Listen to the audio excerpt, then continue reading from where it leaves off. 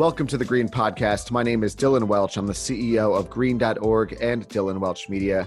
Our goal with this podcast is to bring you the biggest names and leaders in renewable energy, clean technology, and sustainability so that you can stay up to date with the latest trends and everything that is happening in this world.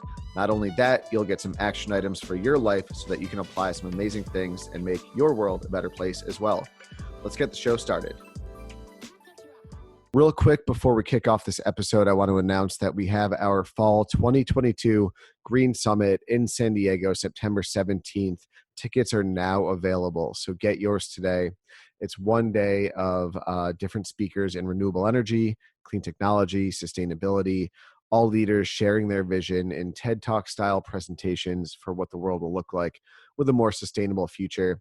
There's only 300 available seats for the event, and I know they're going quickly. There's already less than 300 by the recording of this. So go grab your ticket, green-summit.org, and let's kick off the episode. Thank you very much. Our next guest is Andrew Griffiths. Andrew is a huge inspiration to me. I'll probably say that for everyone because all of these people are, but talk about boots on the ground. Andrew's been on the road for the past few months, just teaching everyone about sustainability. I'll let Andrew dive a little bit more into that. Real quick, before we get into it too, I know a couple people asked for the donate link. I'm going to drop that in the chat as well, so you have that there. And Andrew, let's kick things off. Appreciate you being here. I'm going to just let you take it away because I want to hear some things you have to say. Wonderful. Good to see everyone. And wasn't that fun? I love that. And there will be more quizzes in what I'm about to do as well. I don't suppose, Dylan or Francisco, you could allow me to share screen, because then I'll put up slides at the moment saying I'm not allowed. I'm not allowed. But while that's happening, you should be able to right now. I joined a little bit. Would excellent. Let's have it. There we go. Would love to hear a little bit more about, if you put in the chat, where are people tuning in from? Where in the world are you? I'm kind of curious, and I can sort of adapt a little bit of some of the stuff that I'm going to share today to where you are. But what I'm going to be doing broadly is quite broad. So we'll be looking at some carbon jargon busting. There's a lot of, we've got Montana, USA, Costa Rica, Jamaica, Zambia, Florida. Wow, what a mix. This is fantastic. San Diego, Washington. Brilliant. Oh, that's awesome. Well, it's lovely to meet you all. I'm a big fan of everything that's the team here have been up to, and the Green Summit. I think you're in for a really special couple of days. So delighted to be getting involved and supporting.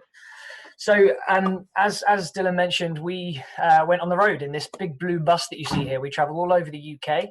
That is a fully electric bus.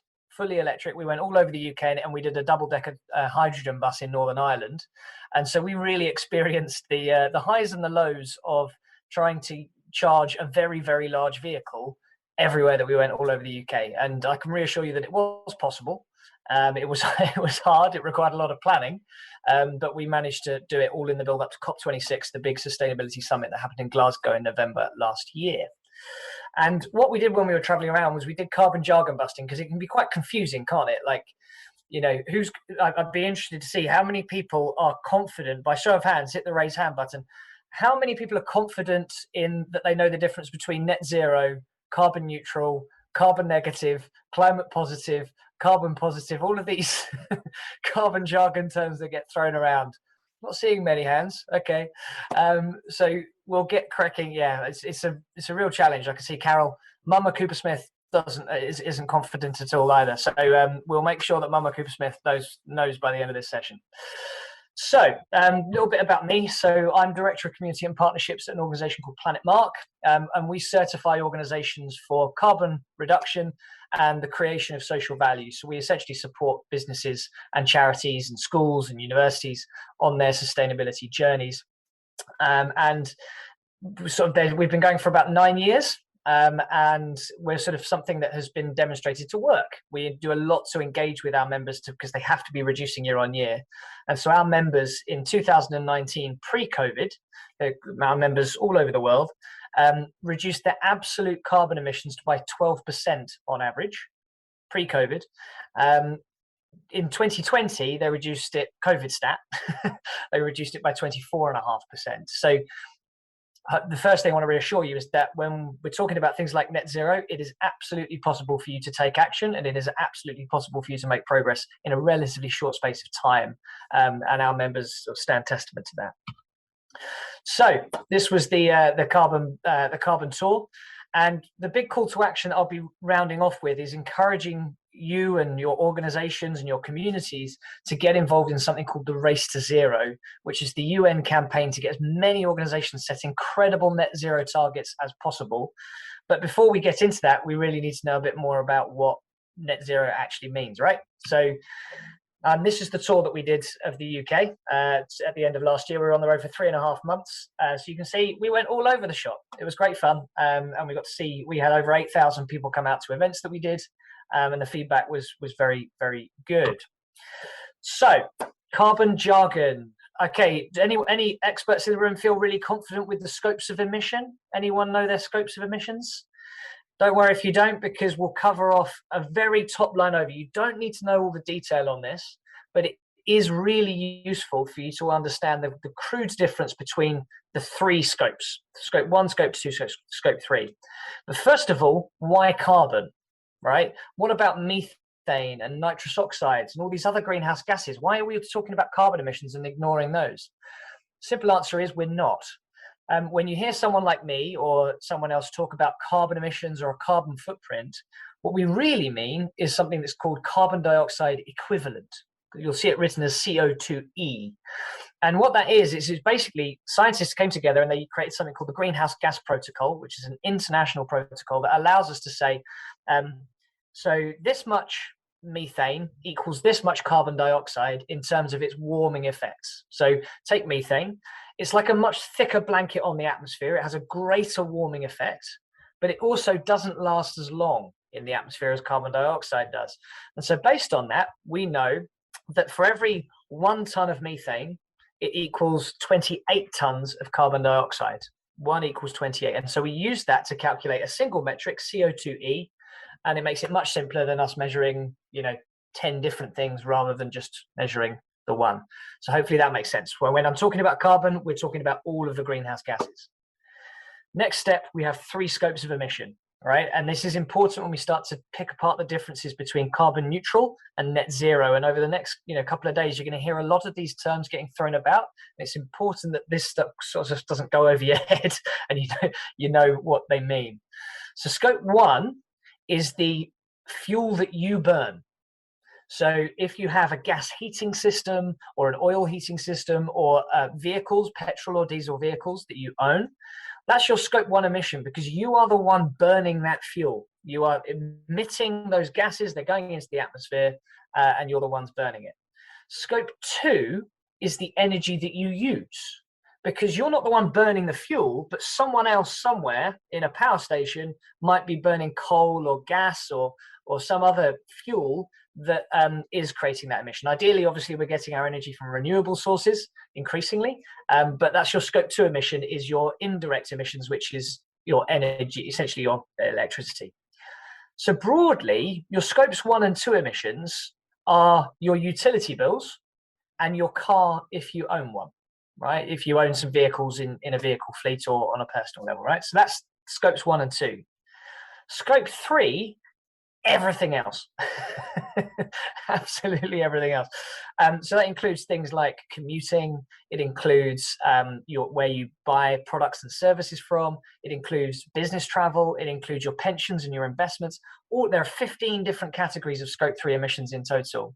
And you don't need to know the whole detail here, but it's useful recognizing that scope 3 exists, because if I came to you as an individual person, bring it down to the individual level, and I told you I am the holiest of holies, I am the most sustainable of sustainables, and then you found out that I had only measured my utility bills and my car if I owned one, and I'd left out the other places I travel, the food that I eat, the products that I buy, you might not necessarily think that I've done enough to justify my sort of holier than thou approach and saying that I'm really, really good, right?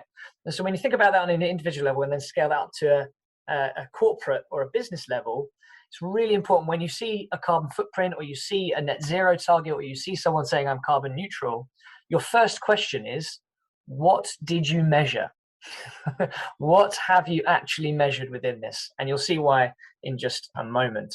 Does that make sense? If you've got any questions, do just chuck them in the Q&A or the chat. I do have both of those windows open, and I'll see any questions. If I'm going too quickly or if anything doesn't make sense, do just shout. So this is what a carbon footprint ends up looking like, right? So you can see here, this is the sort of information that you want to see. If someone says, here's my carbon footprint, you're going to want to know what's the time frame that it's from, what's the reporting period that it's from. You're going to want to see what's your boundary. So if this is an international company, are they just measuring their US operations? Are they just measuring one office of their US operations? What's actually within the reporting scopes? And then what have they actually measured? Which emissions have actually been included within this? Have they done scopes 1, 2, and 3? Which scopes 3 have they done? Because some scope 3 is quite easy to do, like your waste, your paper consumption, your business travel, because these things we tend to have receipts and invoices for, right? So we can track that with greater ease. But some other things like pensions and investments are bloody hard work, let me tell you.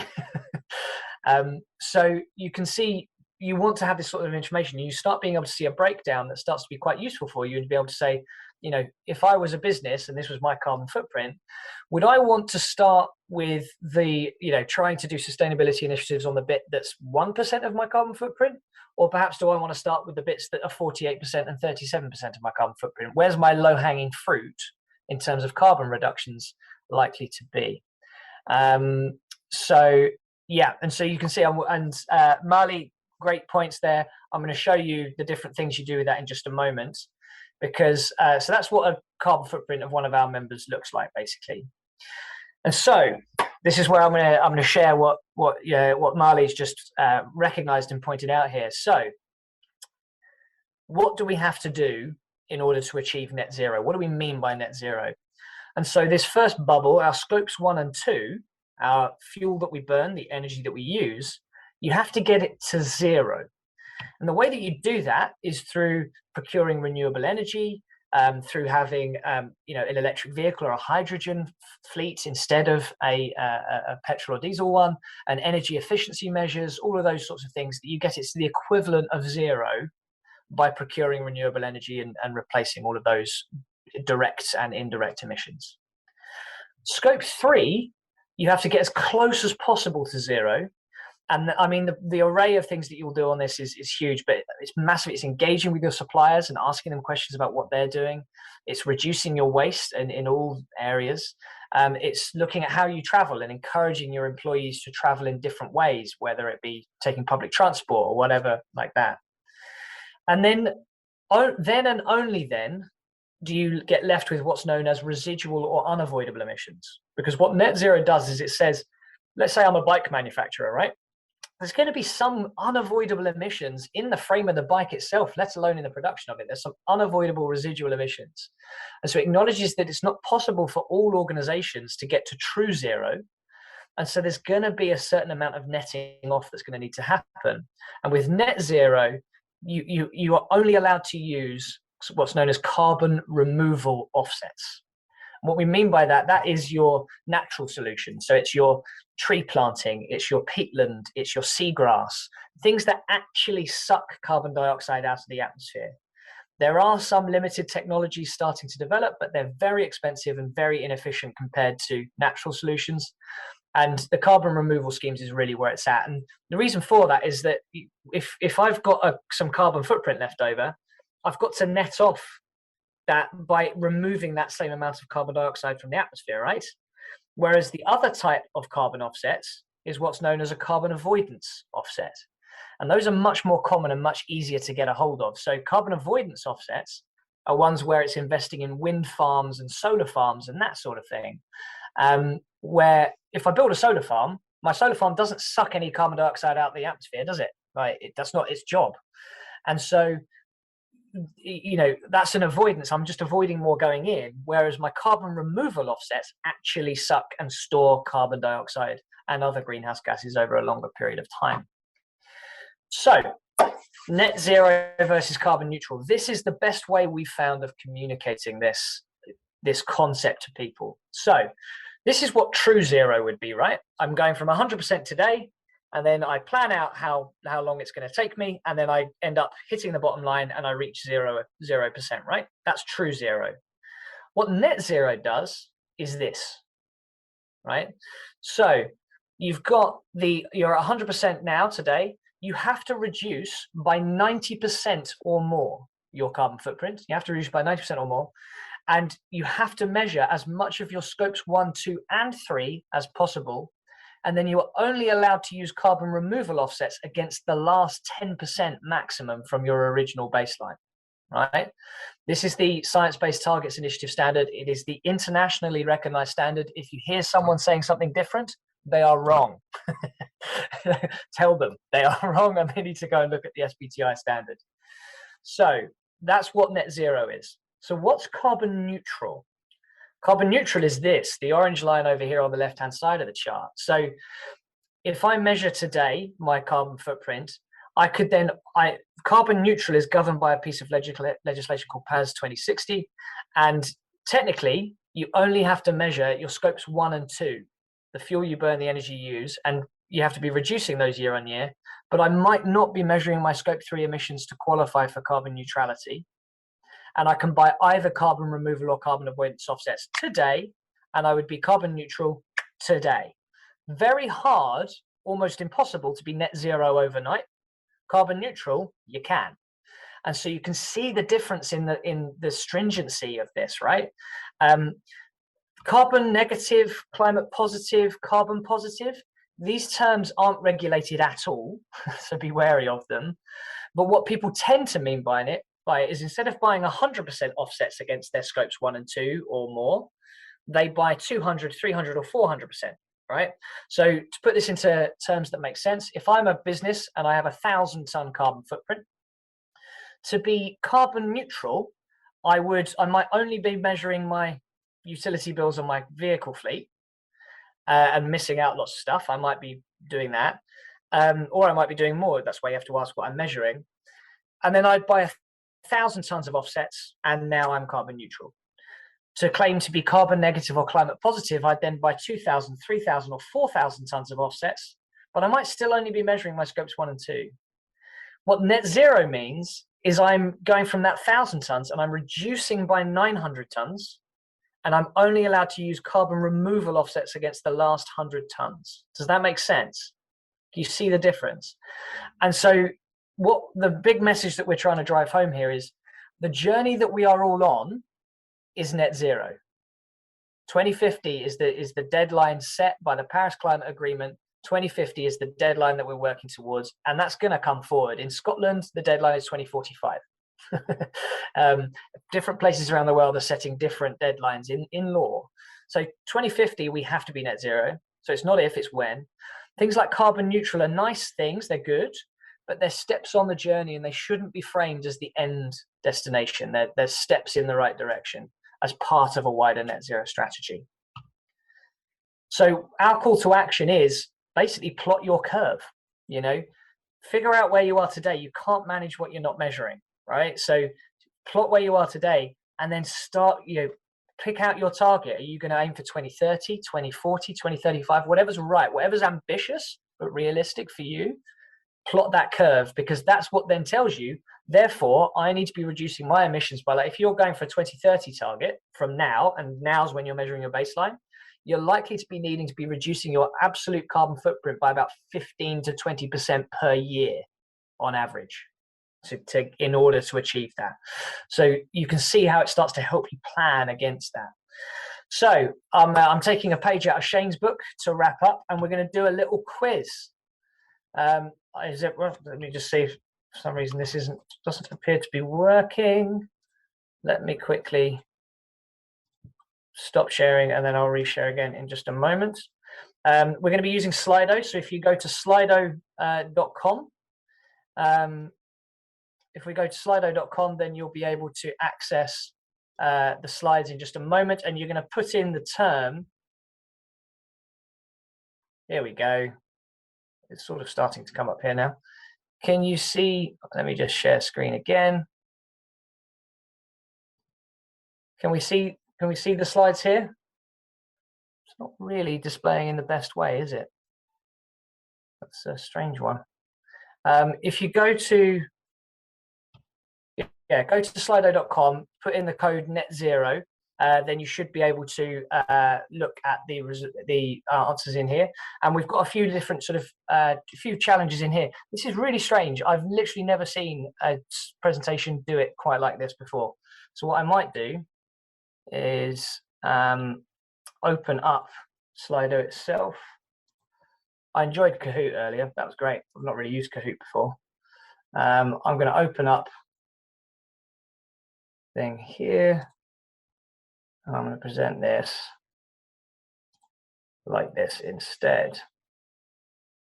Thanks for bearing with me there, guys. So if you go and get onto the net0 one, here we go. So if you can use the QR code or use net0, go to slido.com. And so what I'm going to do here is give you a few examples of what you might see on a company's website, right? So Carbon Limited has found that it has 100 tons of carbon emissions through their electricity and heating bills. They commit to reducing their energy consumption each year, and they buy 100 tons of certified offsets, investing in solar farms. But what have they done? So have they made a net zero commitment here? Have they invested in carbon removal offsets? Have they gone carbon neutral? Have they gone carbon negative or positive, or none of the above? Are you able to get your votes in? I can see 4 people have registered so far. Are you able to vote? Let's have a look at see what people say. Let's have a look. 3 people have voted. So get onto there with the code net0, slido.com, and you'll be able to have a look at this. And we've got a couple of these, so do get on. You can go on your phone as well, scan the QR code, or you can go on the on your computer, and we'll have a quick look and see what people have said. All right, so we've got a bit of a mix. Made net zero commitment, invest in carbon removal offsets, gone carbon neutral. The correct answer is they've gone carbon neutral. Right, let's break this down. So Carbon Limited, they've got 100 tons of carbon emissions through electricity and heating bills. So electricity and heating bills, utility bills, that's their scope 1 and 2 emissions. So we know it can't be a net zero commitment because it doesn't include any scope 3 emissions. And you have to include as much as you can of scope 3 to be net zero. Then it's a little bit mean because they bought 100 tons of certified offsets in solar farms. But let's remember, a solar farm is a carbon avoidance offset because it doesn't suck carbon dioxide out of the atmosphere. It's not carbon removal. So that was it's a little bit mean. But yeah, they've gone carbon neutral. They could have gone carbon negative or positive if they'd bought 200, 300 or 400 tons of offsets. To be net zero, they'd have to set targets and things like that. All right, next question. COP Enterprises has purchased 1,000 tons of certified carbon offsets. They've switched to renewable energy. They've installed LED lighting. They've started transitioning their fleet to electric vehicles, and they encourage their employees to recycle. Lots of great action there. But what have they done? Have they made a net zero commitment there? Do we know that? Have they invested in carbon removal offsets? Do we know that? Have they gone carbon neutral? Have they gone carbon negative or positive? Or none of the above? What do we think? So lots of action, lots of good things, but what have they done here? All right, so we're gonna have a look. Let's see. So again, we've got a fairly even split between the different ones. Correct answer is none of the above. So this one's particular, and you can imagine this one on a company website, right? So they've purchased 1,000 tons of certified carbon offsets. They haven't specified what it is. We can't make assumptions about it being removal or avoidance. We don't know. So we don't know if it's carbon removal offsets. We can't make assumptions. It's not a net zero commitment because there's no target here and there's no indication of any measurement at all. They might have a 10,000 ton carbon footprint. They might be carbon neutral if it's 1,000 ton carbon footprint, but we don't know. They haven't told us, and we can't make it. Communication is super, super important. We can't make assumptions. And so we don't know if they've gone carbon neutral. We don't know if they might be carbon neutral. They might be carbon negative or positive. It depends on what their measurement is. So communicating clearly is really important. All right, last one. TFOP Ventures is aiming to reduce its emissions across all 3 scopes by 90% plus by 2030 and will invest in certified tree planting projects for the remaining 10%. What have they done? Now, fair warning, this one might be more than one. So have they made a net zero commitment here? Have they gone carbon neutral? Have they invested in carbon removal offsets, carbon negative or positive, or none of the above? What are we thinking? So they're measuring all 3 scopes, 90% plus. They're investing in certified tree planting projects. What type of offsets are those?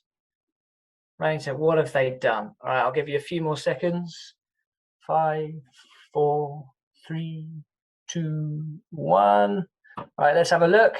Oh, you've cottoned onto the game now.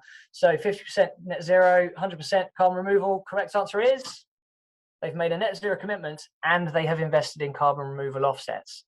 And that's because they've set a target to reduce by 90% plus, which is what you've got to do. And they've invested in certified tree planting projects. So those are carbon removal offsets, right? Now, they could have gone carbon neutral or carbon negative or positive if they had bought 100%, 200%, or 300% of offsets, but they haven't said that they've done that. So technically, you could do all 4. You could do all 4 if you wanted to. So well done, Ravi. 3 out of 3. Let me tell you, I've done this with 8,000 people, and very few people get 3 out of 3. So round of applause to Ravi there. That was superb. So I'm going to return to the slide deck now and do a new share. Here we go. So well done there. So hopefully that makes sense. And the point I'm trying to make with this one is that if you don't measure, you can't manage what you don't measure. Imagine if I was a CFO and I came to you and I said, I want you to reduce your emission, your budget, reduce your costs, reduce my budgets. Now, I don't want you to measure anything. I don't want you to set any targets. I just want you to come up with a list of cost-saving exercises that you think might work, and that will be what we tell our investors. And they're going to be delighted, right? No. You've got to be measuring in order to know whether or not you've succeeded. You've got to do that in order to know whether or not you've invested in the right things. Did they work? So really, you can't manage what you don't measure, and you can't progress towards something you haven't set a target for. And people cannot make assumptions about the action that you're taking unless you tell them really clearly and transparently, using the appropriate language to describe what it is that you've done. And so this is what it means to join the race to zero. So you've got to pledge at a head of organization level to reach net zero as soon as possible before 2050. You can do that today. You can do that today. Then within 12 months of today, you would have to set an interim target representing at least a 50% reduction by 2030 in your emissions. You have to take immediate and meaningful action within the next 12 months. You can't just kick it down the road a couple of years. And you have to report progress against that target in the public domain on an annual basis. That is what good looks like. That is what a net zero target and a net zero governance structure looks like. It's not rocket science. It really isn't. And so I would encourage you to do that. And I'll finish with a quote from David Attenborough, which you might not be familiar with, but you can't really have a sustainability talk without talking about him in the UK. And this is what David had to say about this year. And he said, it's a crucial moment in our history. This could be a year for positive change for ourselves, for our planet, and for the wonderful creatures with which we share it. A year the world could remember proudly and say that we made a difference. And so I would encourage you to play your part in making that difference. You can get started on your sustainability journey with our community of hundreds and hundreds of organizations from all different sectors, where you can learn and buy and sell to one another and learn on your journey together. And then the final thing I'll say is that we do monthly net zero carbon essentials workshops that are certified and accredited by the Continuing Professional Development Organization. And you can get a 10% discount code off to attend one of those. They're 3 hours long, and they dive far more into detail about how you need to do it. How do you measure? What do you measure? How do you, plot your pathway and set a good target? And how do you communicate what you're doing in the most authentic and credible way? And with that, I will round off and hand back to Dylan. Andrew, thank you so much, man. That was amazing. I love seeing like the actual long-term plans and how to follow through, and love that you guys are helping companies and organizations do that. That's really powerful and important. We have 1 minute. I have one question for you. What was the highlight of you on the road meeting all these people with Planet Mark? Honestly, it was a privilege. It was an absolute privilege in terms of, it can be very hard. And I'm sure many people on this in the Green Summit will be able to resonate with this. It can be incredibly hard working in sustainability because you spend a lot of your time catastrophizing and spending your day talking to people about why the world as we know it might end. And being able to travel around, seeing tangible examples of what people and communities and organizations are doing, how they're taking action, was the best sort of antidote and fuel for hope that I could have ever asked for. And so we gathered hundreds of case studies as we were traveling around on the road. And if you go to the Planet Mark website, you can go and find lots of these case studies to hopefully inspire you as well. I would encourage people to, get involved, press on, but work together. You're not alone. You really are not alone. There are plenty of people and organizations out there that can help you. If Planet Mark's not right for you, fine. Work with someone else. Just do something with someone is the message, because you absolutely can make progress. And it's so critical that we all do, right? So, but thank you so much for everyone for your attention. And it's a pleasure to be here. Yeah, thank you. And that's what I've loved about doing this is there is kind of the scary aspect of it, but then you meet people like you and people on the road and people in person who are truly passionate. And again, I want to thank everybody here. Doing that poll that Shane did and seeing everybody tuning in from around the world is really exciting and inspirational. We'll keep this moving. Let's thank Andrew again for being here. We'll send out an email with all of Andrew's information if you want to connect one-on-one. Andrew, thanks for being here. We're going to take you off real quick, and then we are going to bring on our next speaker. Thank you so much for tuning into the episode. My name is Dylan Welch. Appreciate it. As always, stay up to date with the latest information on green.org and dylanwelch.com. Dylan Welch Media is a full-service media and communications agency dedicated to promoting, marketing, and helping businesses in clean tech, renewable energy, and sustainability grow, get more clients, get more customers, get in front of their ideal clientele. If you have any more questions, feel free to reach out. If you're interested in joining the Green Summit, go to www.green-summit.org. Reserve your ticket today. There's very few spots left, so make sure you get on that ASAP. Thank you and have a great rest of your day.